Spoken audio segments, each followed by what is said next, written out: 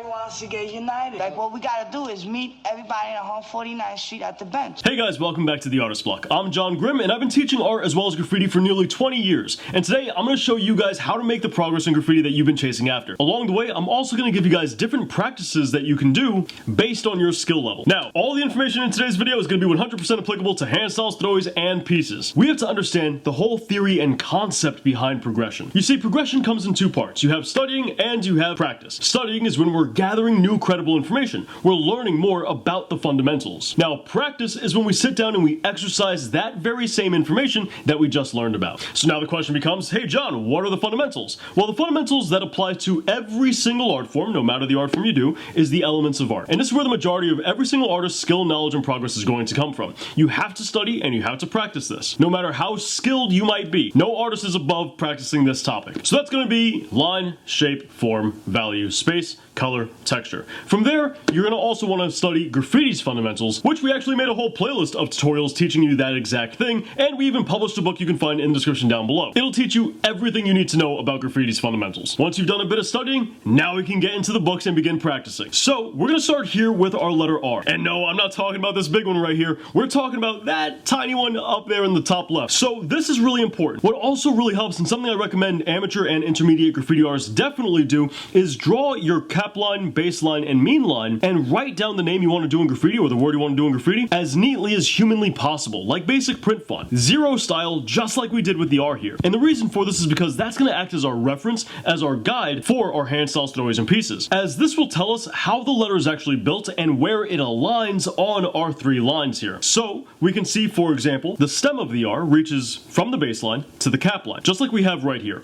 Then from there, it begins to go horizontally at first before it begins to arc downwards towards the mean line. The bowl connects back to the stem at the mean line, and then from there it shoots back to the baseline at a 45-degree-ish angle. Now what's also really important here is we can analyze a little bit deeper. We can look at this and say, alright, well how far does that leg actually reach? We could draw a dot on the apex of our bowl and then drag that line straight down to the baseline and draw another dot. And what do you know? The leg of the R touches that second dot. And if we do the same thing over here on our basic piece, you get the same exact result. So having that basic print tag at the top is a great way to keep yourself in line and a great thing to reference back to if you're still getting comfortable with the fundamentals. Now, something that's really important to note with my basic boxes is we want to keep the width of the different parts of the letter very consistent. You'll see that the stem of the R is a similar width to this part of the bowl and the leg in general. Now, it does get bulkier around the apex of the bowl, and that's pretty common to see in graffiti, so don't worry too much about that getting a bit wider. Now, if you make any mistakes, because we are practicing, we will be making mistakes, and that's actually kind of good. When you do make those mistakes, you can analyze what the mistake is. You can look back and say, you know what, maybe my R actually came back a little bit too far this way, or maybe it went too far out,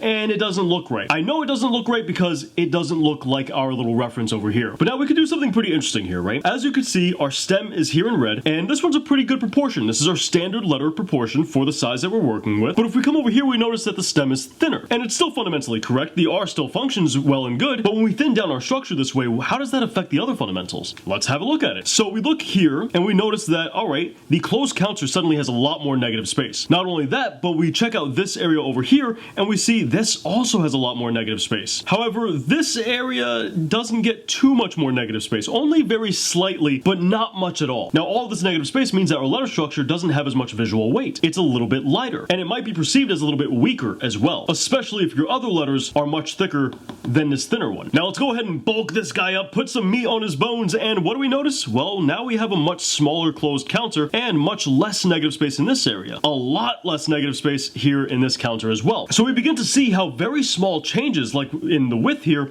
begin to have massive effect on other fundamentals. This is the kind of stuff that we want to begin to analyze when doing our basic studies. Now, we can take this information that we just dissected and we can say, alright, does that apply to throwies? And try it out on throwies. We could also apply it to handstyles and say, what happens if I go ahead and I do the very same letter R with a thicker nib? Granted, this is a chisel tip, so it's a little bit of a different shape, but you get the point. You can try things out and then analyze how it fundamentally functions. Now, something that we're going to want to keep in mind, especially for those guys who are brand new to graffiti, we definitely want to keep our basic boxes as clean and as refined as possible. This is more so applicable to throwies and pieces, because handstyles, it's a mono line, right? You're going to get one uniform line and you're perfectly fine to go. But for throwies and pieces, you really want to make sure that this line right here aligns aligns perfectly with this line right here, which we can see doesn't happen on our F. If we take this line and we drag it up, it doesn't align with what we have over here. So we really want to make sure that our basic boxes and our letter structures in general really align for our throwies and our pieces as well. Now, if you've studied the fundamentals, you understand how lines connect to one another, and you also understand how your basic boxes connect, because they connect in much the same way. When it comes to our basic boxes, we want to connect on one vertex like we see right here,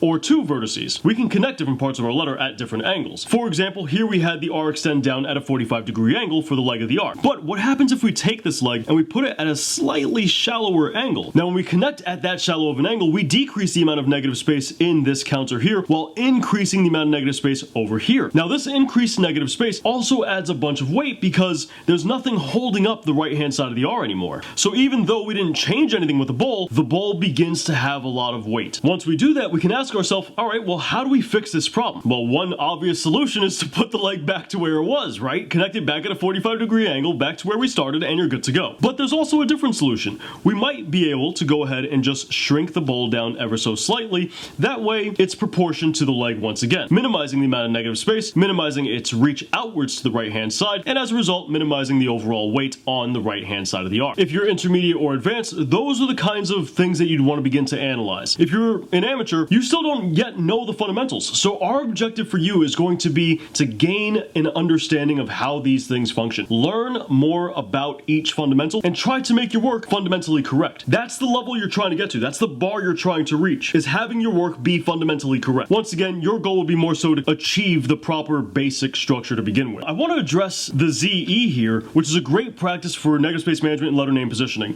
which if you're advanced or you're intermediate, you guys should be doing this consistently. Now, I think it's a great idea for amateurs to go ahead and practice your basic letter name positioning and negative space management simultaneously. This can easily be done by moving a letter left to right and not really focusing on anything else. Make sure everything reaches where it's supposed to on the baseline, mean line, and cap line. And then once you get one letter fundamentally correct, try and do a slight overlap like we did here with the ZE, where you can maintain the fundamental integrity and see if you can get that right consistently. Now, there's something else that we could do with our basic boxes as well, right? We can also taper them, make them wider on one side and thinner on the other. Now, to be fair, this isn't really something I recommend amateur graffiti artists do, as it's going to cause us to change the basic letter structure a little bit, which is going to alter other fundamentals. But let's take a look at how this might look for intermediate and advanced graffiti artists. So we have our M here, and as you can see, each basic box connects to one another on their vertex and vertices, and that's working out all well and good. But we decide, you know what, maybe we want to taper some stuff, maybe we want to make some fundamental changes and see how that affects the letter. Well, we go ahead and we decide that we want to taper the top left basic box of the M. So we go ahead, we draw our line here, and then we get wider at the bottom. This line right here of the M isn't matching up with the vertice over here. So now suddenly we have to go ahead and thin down our second basic box. We also decide, you know what, maybe we don't want that second basic box in order to reach all the way down to the baseline. Instead, we want it to reach down to the mean line. So we go ahead and we stop it at the mean line. This also is going to change the angle that the third basic box has to go ahead and connect to. So we do the same thing over here. And for the fourth basic box, we realize, you know what, we kind of have to taper this as well because we did it on the left-hand side and we want a little bit of uniformity there. So we go ahead and we taper this side of the M and we realize, you know what, we're kind of chopping into the negative space over here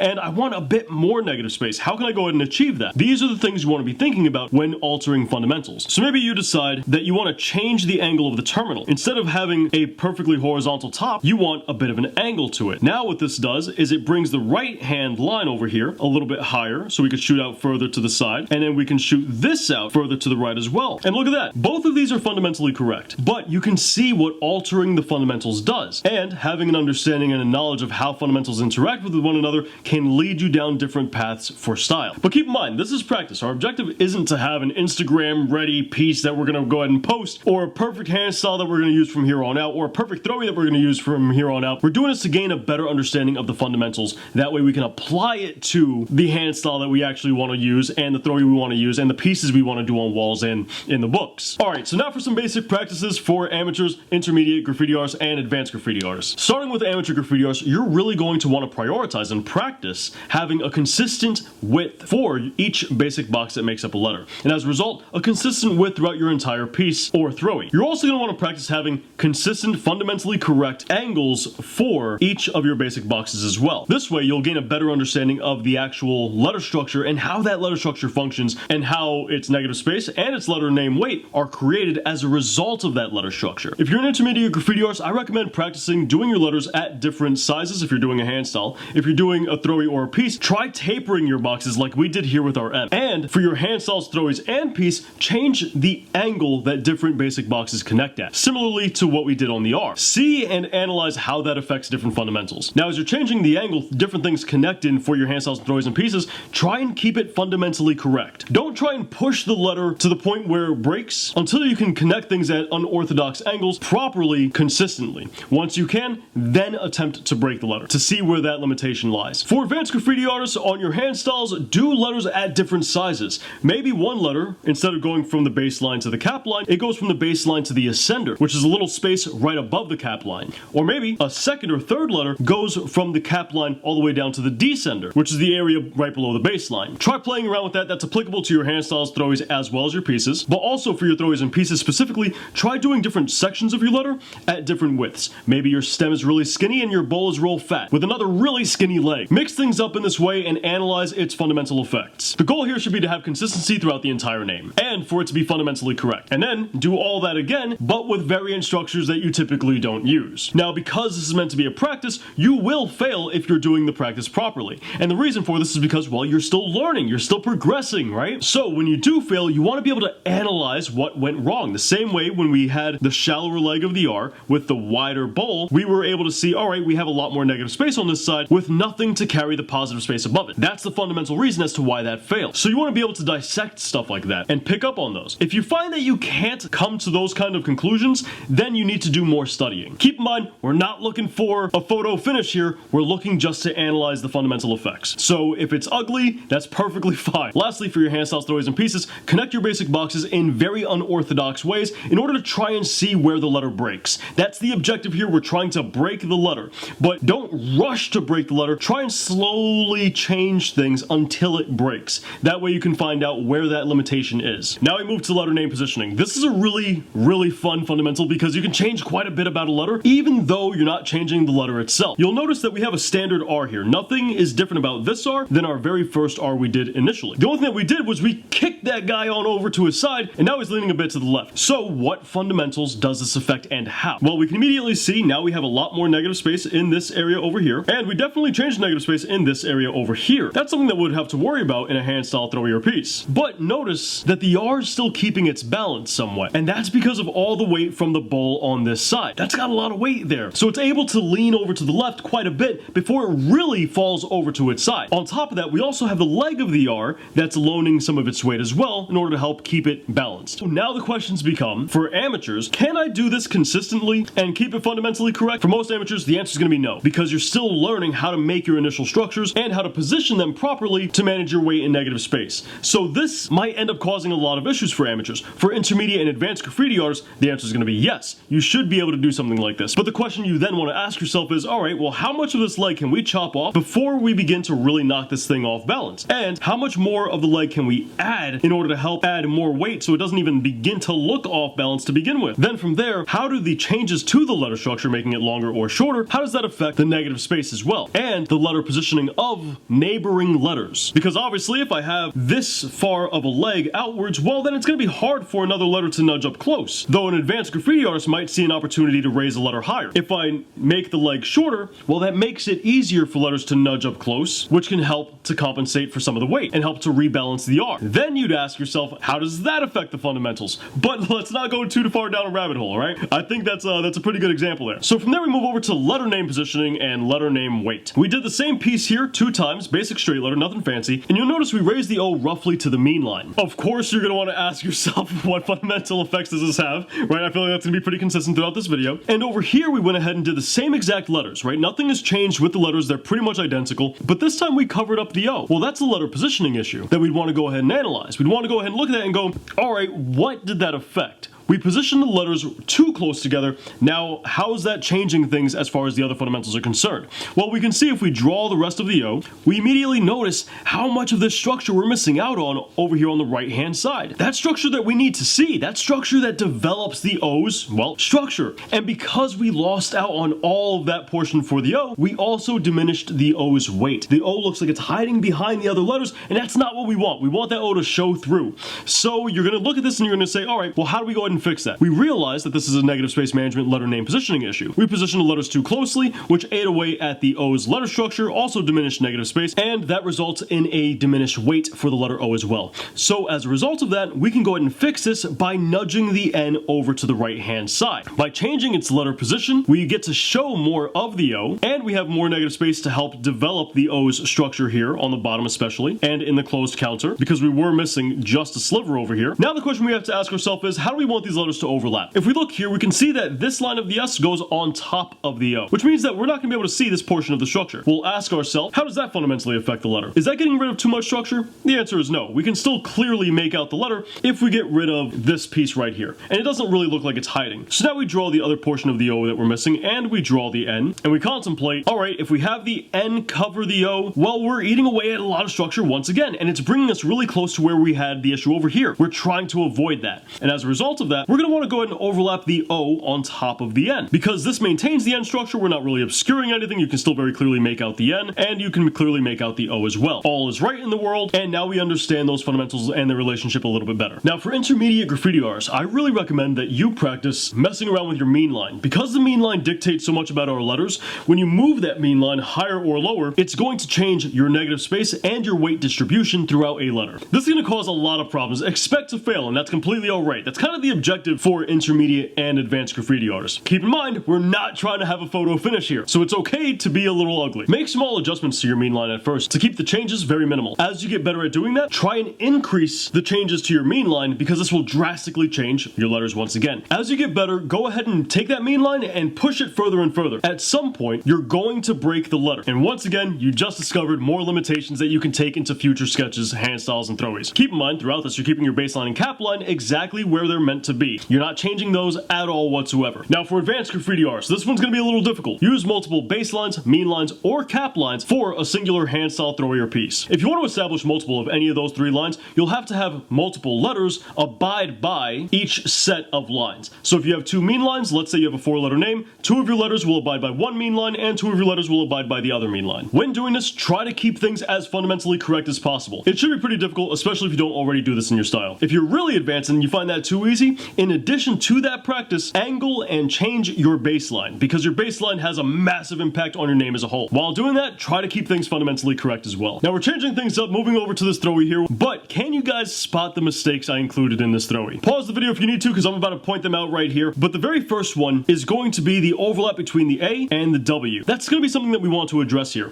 From there, we have this little nudge that happens at the bottom of the A. Next up, we have this little bump on the A as well, and then we have the drop shadow on the P, as well as just the P in general. When you're doing your graffiti of any kind, in this case we did a throwy, you really want to analyze the different qualities of your graffiti. In this case, I'm seeing the W and the A, and I'm seeing how close they got, I'm seeing how they overlapped, and how these lines specifically interact with one another. And I begin to look at it and I say, you know, that is a lot of lines bunched up really closely together. If we look at the positive space in our throwy, we don't have a lot of clutter. This right here is clutter. It's an eyesore. It's not good. We want to get rid of that. So I think to myself, what letter do I want to overlap which one? And in this case, I would choose the W personally, so I would go ahead and make this a solid bold line and get rid of at least this vertical part, if not the vertical and the horizontal section. From there, we move on over to the little bump at the bottom of the A, and that's a simple line and shape issue, 2 of the elements of art. Remember, you do want to be studying your elements of art no matter how advanced you are. That's where the majority of your skill, knowledge, and progress is going to come from. So if I were to make a mistake like that, I would think about that and say, you know, I have to study and practice more line and shape, because lines make your shapes and shapes make your letter. So the cleaner your lines, the cleaner your shapes, and the cleaner your letter is going to be. From here, we have this little bump on the A, and while it fits the A, it's fundamentally correct on the A, it doesn't happen anywhere else on this throwy. If you have any elements on your graffiti, whether it's a hand style throwy or piece, look to see if you can include that somewhere else. You want things like this to happen at least 2 times, if not more. More is, you know, definitely going to help out. It's going to definitely be better, and in some cases you might actually need it to be more. Now, I don't really like the idea of putting this bump anywhere else on any of these other letters, so I would actually go ahead and remove this. Next up, the drop shadow on the P. Looking at this, it's going in the complete opposite direction of all of our other drop shadow. As a result, I'd want to go ahead and study value and form, because these two together are going to teach me about lighting and how shadows function, which in turn will teach me about drop shadows. Lastly, the P as a whole. While the P is perfectly fine, it works better for a different throwy entirely, and sometimes this is true of our hand styles and pieces as well. We do a really nice letter that we're proud of, and it doesn't really fit fit the overall graffiti, so we're better off keeping that design for something else and instead replacing it with something that works a little more for the overall cohesion. So seeing this, I would think to myself, all right, let's do a couple more P's here. And personally, what I like to do is I would start by drawing the general shape of the neighboring letter. Now the P is the last letter here, so I don't have to do one to the right, but instead we have the S here to the left, so I would just draw the general shape of the S. We don't need any details, we don't need to do anything crazy. That way we can get a basic idea of how it would fit to the neighboring letter. I think I'd like a little part of the P right here, and then to shoot up for a bit of a spike, and then come downward to finish off in a more typical manner. Once I do that, I go ahead and say, you know, I'm not a fan of that negative space that gets created between the S and the P. That's gotta go. It doesn't happen anywhere else, really. Not to mention the fact none of our letters really have that pointy top. Once again, something that doesn't flow too well. Maybe we can come up with something that looks a little bit more like what we have. So you'd look at your handstyle Throwian piece, you'd see the qualities that you have around your graffiti, and then you'd implement those qualities into the thing you're trying to adjust. So we have this serif happening on the S. We have a similar thing going on the A. Let's do something similar, but not exactly the same, on the P. We come up with that little square. It also fills that negative space, which is really good. We then come back up, and we notice a much more rounded square shape at the tops of our letters.